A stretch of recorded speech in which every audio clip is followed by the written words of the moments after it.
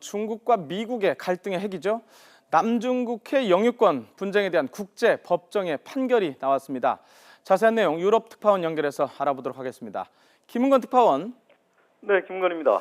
자, 판결이 예상대로 중국 쪽에 불리한 쪽으로 나온 것이죠? 네, 그렇습니다.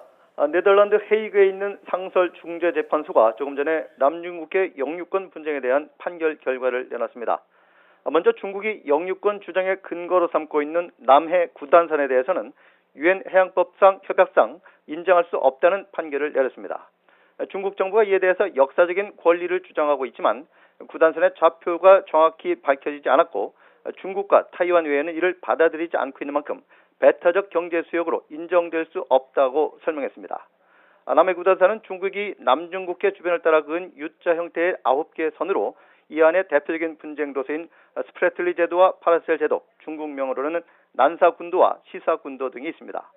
중국은 남중국해에 대한 역사적인 권리를 갖고 있다면서 뒤늦게 체결된 1982년 유엔 해양법 협약이 이를 무력화할 수 없다고 주장해 왔습니다. 상설중재재판소는 또 중국이 만든 남중국해의 인공섬의 법적 지위에 대해서도 중재 결과를 내놨는데요.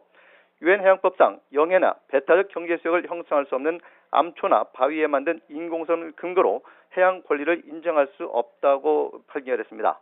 이는 중국과 영유권 분쟁을 겪고 있는 필리핀의 주장을 거의 수용한 것입니다. 5명의 재판관이 참여한 이번 중재 판결은 남중국해 영유권 분쟁과 관련해서 나온 사상 첫 판결입니다. 지난 2013년 1월 필리핀이 남중국해에서의 중국의 활동과 영유권 주장이 국제법에 어긋난다면서 제소한 지 2년 반 만에 나온 겁니다. 하지만 중국은 판결에 앞서 중재재판소의 중립성이 의심된다면서 판결 결과를 인정하지 않겠다는 입장을 거듭 밝혀왔습니다. 이번 재판 결과는 법적인 구속력은 없어서 중국의 판결 결과를 거부해도 강제할 수단이 없습니다. 다만 중국이 이를 거부하면 국제사회에서 입지가 좁아질 수 있고 미국이 이번 판결 결과를 근거로 필리핀과 베트남 등 주변 국가 연대해서 강경 대응에 나설 경우 사태가 악화할 수 있다는 전망도 나오고 있습니다. 지금까지 YTN 김은걸입니다.